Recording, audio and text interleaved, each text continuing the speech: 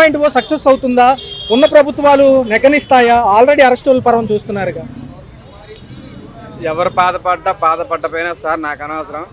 మా సారు నాకైతే ఆ శివయ్య దేవుడు ఎలాగో నాకు ఈసారి అలాగ నాకు ఇష్టం. నాకు శివయ్య దేవుడు అంటే ఇష్టం, ఈసారి అంటే ఇష్టం. ఎవరెంతమంది అనుకున్నా నేను పట్టించుకోను. నెక్స్ట్ ఈసారి మేమే వైసీపీ వాళ్ళందరూ నాకు దేవుడితో సమానం. నా ప్రాణం పోయినా పర్లేదు. మా జగన్ సారు వాళ్ళ ఆవిడ వాళ్ళ పిల్లలు నిండు నూరేళ్ళు చల్లగుంటే అంతే సార్. సంక్షేమం అప్పట్లో చాలా పారదర్శకంగా అమలైంది. వాలంటీర్లు వచ్చి ఇచ్చేవాళ్ళు. రెండోది కరోనాలో కూడా ఎంతో మందిని కాపాడటం జరిగింది. మరి ఇప్పుడు ఏమైపోయింది? ఎన్ని నెలలు ఈసారి కింద పథకాలు లేవు. మా మమ్మీ మా డాడీకి పెన్షన్ లేదు. మేము చాలా బాధపడుతున్నాం. సచివాలయానికి వెళ్తే ఏమో చులకనగా చూసి ఎగస్టాలుగా మాట్లాడుతున్నారు. అసలు పని చేస్తున్నారా వాళ్ళు? సచివాలయం పని చేయట్లా. అది పొగరుగా గిరగా వాళ్ళు కొడతారా అని మాకు భయం వేసింది. మా సార్ ఉన్నప్పుడు ఇంటికి వచ్చి మాట్లాడేవాళ్ళు. మా జగన్ సార్ ఉన్నప్పుడు. ఈ సార్ ఉన్నప్పుడు అసలు ఈసారి పని చేపిస్తున్నారు కానీ వీళ్ళు పని చేయట్లా. అది ఎందుకని వాలంటీర్ సెక్షన్ నిర్వీర్యం అయింది. ఒక పక్క ఈ ప్రభుత్వంలో బాగాల. మా సార్ ఉన్నప్పుడే బాగుంది. ఎవరు ఎంతమంది అనుకున్నా ఆయన మా అమ్మగారికి అక్కా చెల్లి చేత పథకం పడింది. ఒకళ్ళు డబ్బులు తిని ఆయన డబ్బులు అయిపోయినా నాకు ఇష్టమే. ఆయన డబ్బులు వేసినా నాకు ఇష్టమే. అభిమానం అనేది అలాగ ఉండదు చచ్చిపోయేంత వరకు. ఖజానాలో డబ్బులు లేవు, అమలుకి సమయం పడుతుందని ఈ ప్రభుత్వం ఆ విషయం మాకైతే తెలియదు. మా జగన్ సార్ ఉన్నప్పుడు అయితే బాగుంది. పథకం జరుగుతుందంటే ఒక పక్క జగన్ గారు ఏమన్నారు అంటే మేము కష్టకాలంలో కూడా అప్లై చేశాము పథకాలన్నీ, ఇప్పుడు ఇవ్వడానికి ఏమైంది? ఆల్రెడీ కేంద్రం సపోర్ట్ ఉందని వీళ్ళే చెప్తున్నారు కదా. అది నాకు తెలియదు సార్. నాకు తెలిసినంత వరకు అయితే మా జగన్ సార్ ఉన్నప్పుడు బాగుంది. పెన్షన్లు కానీ ఏమైనా కానీ వాలంటీర్లు ఇంటికి వచ్చి పద్దాకా చెప్పి అడిగేవాళ్ళు. ఏం వెళ్ళాలన్నా షుగర్ పేషెంట్లు మెట్లు దిగి వెళ్ళాలంటే మనసుకు బాధ కలుగుతుంది. అదే మా జగన్ సార్ ఉంటే ఇంటికి వస్తున్నారు వాలంటీర్లు. ఎవరికి మేము భయపడే అవసరంలా. మా పార్టీ ఎప్పుడు పవర్ లోనే ఉంటది. ఏంటి సార్ కిరణ్ రాయల్ గారి విషయంలో పవన్ కళ్యాణ్ గారు చర్యలు ఎందుకు తీసుకోవట్లేదు? మహిళని వేధించారు, కనపడుతుంది కదా వార్తల్లో, వీడియోలు వచ్చినాయి. చిన్న పిల్లడు కానీ అందరూ చూశారు కదా. ఆయన ఏమంటారంటే మా దగ్గర పెన్ డ్రైవ్ పెన్ డ్రైవ్ ఉంది, అందుకే ఏం చేయలేకపోతున్నారు. పవన్ గారికి పెన్ డ్రైవ్ ఉందంట ఆయన దగ్గర. నాకైతే తెలియదు సార్. నాకు తెలిసిన వరకు అయితే మా జగన్ సార్ గురించి వాళ్ళ ఫ్యామిలీ గురించి మాట్లాడమంటే మాట్లాడతాను. నెక్స్ట్ ఎలా ఉంటుంది? 4 ఏళ్ళు ఎలా ఉంటుంది? నెక్స్ట్ ఎలా ఉంటుంది నీకు తెలియదు కానీ పథకాలు అయితే లేవు. పథకాలు అయితే వస్తాయని నమ్మకం చచ్చిపోయింది జనాలకి. మా అమ్మ మా నాన్నగారు బాధపడుతున్నారు పెన్షన్ రాక. అందుకే అది మా జగన్ సార్ నుండి ఇప్పటికి వచ్చాయి. ఎవరు ఎంతమంది అనుకున్నా మేము ఆయన వైపే ఉంటాం. నా ప్రాణం చచ్చిపోయినా పర్లా, ఆయన 2 వేలు చల్లగా ఉండాలి. ఖచ్చితంగా ఈసారి ఆయన వస్తే అన్ని అమలు అవుతాయి. మళ్ళీ అన్ని అమలు అవుతాయి. ఎవరో ఎక్కడ ఉండాలో అక్కడ ఉంటారు. ఎవరెవరో జగన్ సార్ని తిట్టారో పైన దేవుడు చూస్తారు. ప్రభుత్వం వచ్చి వాళ్ళు రివెంజ్ అంతే. హెడ్ బుక్ అంటే ఏమన్నా హత్య చేసుకునేది. ఏం సార్ నెక్స్ట్ కొడాలి నాని గారు లైన్ లో ఉన్నారంటున్నారు, నిజమేనా? అసలు ఇలాంటి వాళ్ళు మాత్రం వేయాలండి లోన. ఎందుకంటే వీళ్ళని కాదు, ఇటువంటి మాటలు మాట్లాడే వాళ్ళని అందరిని తీసుకెళ్లి లోన్ వేయాలి. ఎందుకంటే ఏ గవర్నమెంట్ వచ్చినా, ఏ గవర్నమెంట్ లో ఎవరు మాట్లాడినా తీసుకెళ్లి లోన్ వేయడం కరెక్ట్. సరే ఎలా ఉంది?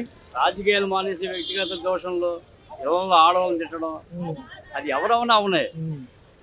అలా మంచి పద్ధతి కాదు. పర్టికులర్ గా కార్యాలయాలపైన దాడి గతంలో చూసాము. అవే కొంచెం ఇంపాక్ట్ అని చెప్పి లోకేష్ గారు మొన్న ఎయిర్పోర్ట్ లో కూడా మాట్లాడారు. గతంలోనే దేవాలయాలకి ఎంత గౌరవం ఉండదు, పార్టీ ఆఫీస్కి అంత గౌరవం ఉండేది. కానీ ఈరోజు పార్టీ ఆఫీస్ అంటే గౌరవం లేదు, పార్టీ నాయకులంటే గౌరవం లేదు. అధికారంలోకి వస్తే విచ్చలవిడితనం, దోపిడీలు. ఏ గవర్నమెంట్ తీసుకున్న దోపిడే. ప్రతిపక్షాల ఎమ్మెల్యేల భార్యల వరకు వెళ్తుంది వ్యవహారం. ఆ పర్సనల్స్ కూడా తీయడం చాలా హాస్యాస్పదంగా ఉంది. చాలా తప్పండి అది. రాజకీయంగా తిట్టుకోండి, అవినీతి చేసాడు అనుకోండి, నిరూపించుకోండి, తీసుకెళ్ళి లోన్ వేయండి.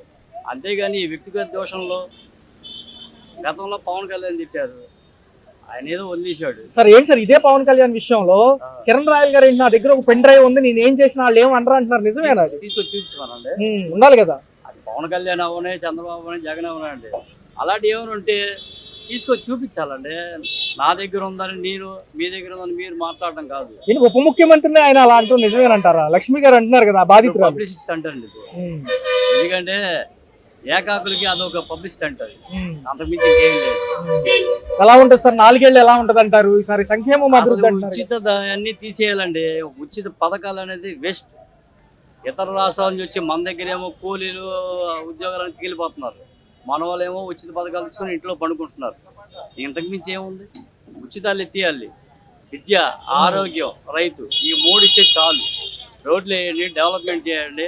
కుగ్రామాలను రోడ్లు వేస్తే అభివృద్ధి కనబడుతుంది, రవాణా పెరుగుతుంది, దానివల్ల అందరికీ ఉద్యోగాలు కల్పితం అవుతాయి. అంతేగాని ఉచితాలు తీసేయాలండి. ఓకే. ఈయన ఏమవ్వలేదు అనుకోండి, నెక్స్ట్ గవర్నమెంట్ ఇస్తానంటే అలాగే వేస్తారు. మరి ఒక పక్క చూస్తే జగన్మోహన్ రెడ్డి 2.0 అంటున్నారు, నిజంగా ప్రజల్లోకి వస్తారా? 2.0 లేదు, 10.0 లేదు, ఏమీ లేదు. కరెక్ట్ గా ఏం చేస్తే ఈయన ఉంటాడు. ఉచితాలు మాత్రం ఇవ్వకూడదు. సీనియర్లు అందరూ వలస పడుతున్నారు సార్ వైసీపీ నుంచి. ఒక పక్క కాంగ్రెస్ లో నుంచి ఒకళ్ళు చేరగానే హడావుడి చేశారు, నిజమేనా? శైలజనాథ్ రెడ్డి గారిని ఒక ఆయన వచ్చారు. గవర్నమెంట్ వస్తే వీళ్ళు వెళ్ళి అందులో జనం అవుతారు, వాళ్ళు ఇందులో చేస్తారు. వీళ్ళందరూ కరెక్ట్ గా చేయాలంటే రమ్మని చెప్పి వాళ్ళని తీసేసామని చెప్పి పబ్లిక్ లోనే చెప్పాలి. ఇలాంటి వాళ్ళు మనం తీసుకోకూడదు అని. అప్పుడు ఒక్కొక్కటి సిగ్గు వస్తుంది, అందులో అనుభవిస్తారు. మళ్ళీ ఈ పార్టీలోకి వస్తారు, ఈ పార్టీ పోయిందంటే ఆ పార్టీలోకి వెళ్తారు. ఇదేమన్నా గోడ మీద పిల్లి వాడడం టైప్ అయిపోయింది. పట్టభద్రుల ఎమ్మెల్సీ ఎలక్షన్స్ 27 సార్ ఈ నెల. తన అనంతరం కూడా కొన్ని సంక్షేమాలు వదులుతారంటున్నారు. అందులో డిఎస్సి ఉంది, ఉపాధ్యాయుల భర్తీ, నెక్స్ట్ తల్లికి వందనం, జూన్ నుంచి ఏమో రైతులకి అన్నదాత సుఖీభవ. ఎలా ఉంటాయి సార్? బాగుంటాయి అంటారు? అప్పులు చేసి పెట్టడం కాదండి, గవర్నమెంట్ లో డబ్బు ఉంటే పెట్టండి. ముందు ఆ పోలవరం ప్రాజెక్ట్ సంగతి చూడండి. ఎప్పటి నుంచి వింటున్నామో మేము. అది గత 5 ఏళ్ళలో ఒక్క రైతుగా వేసింది లేదు. మరి వీళ్ళేం చేస్తారో తెలియదు. పోలవరం కడితే కొన్ని లక్షల ఎకరాల సాగునీటి వస్తుంది. ఈ డబ్బు వృధాగా చేయడం కంటే అందులో పెడితే ఉచితంగా ఇవ్వాల్సిన అవసరం ఉండదు. ఇంకా అక్కడ పంటలు పండితే రైతులు పండిస్తారు, అధిక ధరలు తగ్గుతాయి, ప్రజలకు ఉపయోగం. కాంగ్రెస్ ఏమైనా బలోపేతం అవుతుంది? అసలు ఇక్కడ రాష్ట్రంలో ఏం లేదు, ఏం అవదండి. అసలు సెంట్రల్ లోనే పోతుంటే ఇంకా రాష్ట్రంలో ఏముంది? సరైన నాయకుడు లేడు. Rahul Gandhi is unfit. మోడీ ఉన్నంత కాలం రాహుల్ గాంధీ కాదు ఇంకెవరు వచ్చినా ఆయన దగ్గర పనిచేయలేదు. మనకి ఇచ్చినట్టుగా హామీలు కేంద్రం నెరవేరుస్తుందా? మొన్న ఢిల్లీ కూడా కైవసం అయింది కదా సార్ వీళ్ళకి. ఇవాళ మీరు నేను ఇక్కడ నుంచున్నాము అంటే బోర్డర్లో వాళ్ళందరూ కష్టపడబట్టి ఏంటి అలాంటిదంతా ముందు చురుగ్గా పనిచేస్తున్నారు గవర్నమెంట్, కేంద్ర గవర్నమెంట్. అలాంటి వాళ్ళని తెప్పించుకోవాలి. ఎందుకంటే మనం ఇక్కడ ఇష్టంలోనే దీన్ని తిరుగుతున్నాం. బోర్డర్లో కాపలా కాసే వాళ్ళకి అన్ని వసతులు కల్పిస్తే మన దేశం మీదకి చైనా కానీ పాకిస్తాన్ కానీ రాదు. ముందు అవి సంరక్షించుకోవాలి. ఎలా అనిపించింది? కొంతవరకు సంక్షేమం అభివృద్ధి రెండు నెరవేర్చాలంటే ఖజానాలో డబ్బులు ఉండాలంటున్నారు. మరి సంక్షేమం ఒకవైపు అంటే పేదలు మధ్యతరగతి వాళ్ళు ఉంటారు. ఇంకా అభివృద్ధి అంటే ఇంకా ఎవరైతే కంపెనీలు పెడదాము, ఇక్కడ ఒక ఇండస్ట్రియల్ సెక్టర్ పెట్టి ఒక గ్రోత్ సెక్టర్ కోసం చూసుకునే వాళ్ళకి అభివృద్ధి. మరి ఎలా ఉంటుంది? గవర్నమెంట్ అయితే బాగానే పనిచేస్తుంది. కాకపోతే ఏంటంటే జనాల్లో పథకాలు ఇస్తే ఒక నమ్మకం ఉంటుంది. పైన ఎంత ఖజానా ఉందనే విషయం తర్వాత సంగతి. కాకపోతే జనాల ముందు పథకాలు కావాలి. ముందు ఏంటంటే తెల్లారితే ఈ పాల పదార్థాన్ని వస్తుకొని చాలా రేట్లు పెరిగిపోయినాయి. ప్రతి ఒక్కరు చాలా ఇబ్బంది పడుతున్నారు. ఉన్నోడంటే అలాగే ఉంటాడు, సామాన్యుడే బలైపోతున్నాడు. ముందంటే జగన్ గవర్నమెంట్లో పనులు ఉన్నా లేకపోయినా పథకాలు వచ్చి ప్రతి ఒక్కరికి ముందు సాగేది జర్నీ. ఇప్పుడు పథకాలు ఇవ్వడంతో ప్రతి ఒక్కరు ఇబ్బంది పడుతున్నారు. చాలా కనపడి ఇబ్బంది ఉన్నాయి ఒక్కొక్కరికి. ఒక పక్కన పెరిగిన ధరలు, నిత్యావసర సరుకుల ధరలతో పాటు కరెంట్ ఛార్జీలు, ఇవన్నీ సామాన్యుడికి జీతాలు పెరగట్లేదు, ఖర్చులు పెరుగుతున్నాయి. ఖర్చు అంటే ఏదైనా సరే మన సరిదిద్దిన విధానం బట్టి ఉండిద్ది. కాకపోతే ఏంటంటే ఎంత ఆదాయం లేకపోయినా గవర్నమెంట్ అనేది ఈ సరుకుల మీద కొద్దిగా నిర్ణయం తీసుకుంటే ప్రతి ఒక్కరు సామాన్యుడు ముందుకెళ్ళగలరు. తదుపరి ఎలా ఉంటుంది? 4 years లో ఒక విజన్ అనేది రూపొందిస్తున్నారు, 2047 కూడా కలిపి. ఏమంటున్నారు అంటే అభివృద్ధి సంక్షేమం అనేది మాకు ఎజెండానే, అయితే మొత్తం సంక్షేమం మీద పెడితే ఖజానాలో లోటు అవుతుంది పద్దాక. ఈసారి అలా చేయము అంటున్నారు. మరి ప్రజలు ఆహ్వానిస్తారు, ఎందుకంటే జగన్ గారు 2.0 అంటున్నారు మళ్ళీ. కాకపోతే ఇంతకుముందు గవర్నమెంట్ చూసుకుంటే పథకంలో నెంబర్ 1లో ఉంది. రేట్లు పెరిగి అన్నారు. కానీ ఈ గవర్నమెంట్ వచ్చిన రేట్లు ఆల్రెడీ ఇంకా పెరిగినాయి. కాకపోతే సామాన్యుడు ముందుకెళ్ళాలంటే సరుకులు అవైలబుల్గా రేట్లో ఉండాలి అని. ప్రభుత్వాలు కొంచెం కక్షపూర్తి చర్యలు పక్కన పెట్టి, ఎందుకంటే వల్లభనేని వంశీ అరెస్ట్ కానివ్వండి, ఈ రెడ్ బుక్ రాజ్యాంగం కానివ్వండి, నెక్స్ట్ కొడాలి నాని, పేరిని నాని, రోజా అంటున్నారు. ఏంటంటారు? వాళ్ళు నోరు అదుపులో పెట్టుకోలేదు, ఓకే చూసాం, మనం చూస్తున్నాము. మరి ఎలా ఉండబోతుంది? ఈ అంశాలు ఇంకా కొనసాగుతాయి. ఏముంది, ఏ అధికారం గవర్నమెంట్ లో అధికారం నడిస్తే విషయం అందరికి తెలిసిందే. కాకపోతే ఏదైనా సరే గవర్నమెంట్ బట్టి ఇంకా ఇది మాట్లాడి. కిరణ్ రాయల్ గారి విషయం ఎలా చూడాలి? మహిళలకు అండగా ఉంటానన్నారు పవన్ కళ్యాణ్ గారు. మరి ఈ అంశంలో ఆయన తిరుపతి ఇన్ఛార్జ్ కదా కిరణ్ రాయల్ గారు, ఆయన వీడియోలు కూడా వచ్చాయి బయటికి.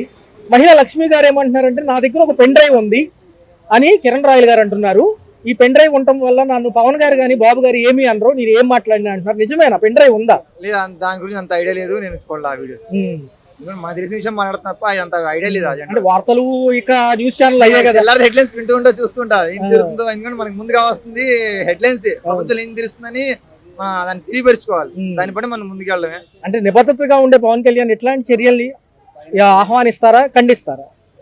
ఖండిస్తేనే దానికి ఎదురుకి వెళ్ళగలం మనం.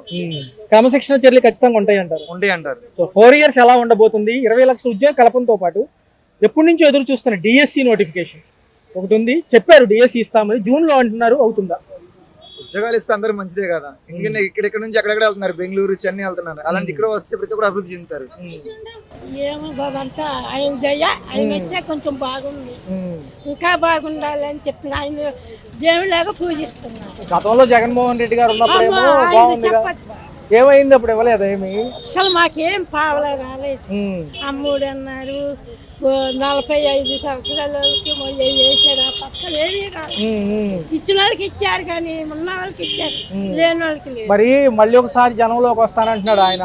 మీ వెయ్యము మరి మామగారు చూస్తే ఎలా ఉంది? పెన్షన్ వస్తుందా? పర్లేదు. నాకు ఇస్తున్నారు. ఆయన అయ్యముల కానించే నాకు. ఓకే. గ్యాస్ సిలిండర్లకి సబ్సిడీ డబ్బులు పడ్డాయా? మాకు పడలేదండి. మా అమ్మాయి వాళ్ళకి, నాకు నేను ఏదో వండుకుంటున్నాను కానీ మాకు పడలేదు. మా అమ్మాయి వాళ్ళకి నాకు లేదు. పుస్తకం కొనుక్కుంటా ప్రైవేట్నే. ఎలా ఉండదు అంటారు? వచ్చే 4 ఏళ్ళు కూడా అందరికి ఉద్యోగాలు ఇస్తామంటున్నారు. ఇవ్వాలి, అందరూ బతకాలి, అందరూ బాగుండాలి, పేరు చెప్పుకోండి. తల్లికి వందనం ఇస్తానంటున్నారు. ఏమైందయ్యా? చేయగలరా బాబు గారు? చేయగలరా చంద్రబాబు గారు? చేస్తారు. ఆయన తలుచుకుంటే అన్ని చేస్తారు. తలుచుకోవాలని ఏమీ లేదు. రైట్ లేదు. ఆయన 3 ఏళ్ళు బాగుండాలి, ఆయన చల్లగా ఉండాలి, ఈ దేశాన్ని పాలించాలి. రాజు ఇస్తున్నాడు. మరేం చూసుకుంటే మరి మహిళలకు ఉచిత బస్సు ఇస్తే కనుక పనులకు వెళ్ళడానికి ఇబ్బంది ఉండదు కదా? బాగుంటుందండి, అందరికీ బాగుంటుంది. పిల్లలకి, చదువుకునే పిల్లలకి, లేని పిల్లలకి, అందరికీ బాగుంటుంది. ఇన్నోళ్ళకి లేని వాళ్ళకి సగం. మరి పవన్ కళ్యాణ్ గారు కూడా ఉన్నారు ఈసారి. ఆయన మంచివారు, ఆయన చాలా మంచివాడు. ఆయన చేస్తున్నారు మంచి పనులు. అంటే పథకాలు ఇంకా మిగతా అమలు అవ్వలేదు కదా, చేయగలుగుతారా? డబ్బులు లేవంటున్నారు. చెయ్యొచ్చు, 3 ఏళ్ళకి చెయ్యాలి. ఆయన అంది నా భగవంతుడు ఉండాలి. ఏ జగన్ ఉన్నప్పుడు ఇవ్వలేదండి? లేదండి బాబు, మరి ఎంత గౌరవ బాబు. నీకు తెలుసుగా, తెలియదు ఏముంది. జగన్ అందరికీ తెలుసు. 3 ఏళ్ళు చల్లగా ఉండాలి బాబు గారు. పవన్ కళ్యాణ్ గారు ఆయన కుమారుడు.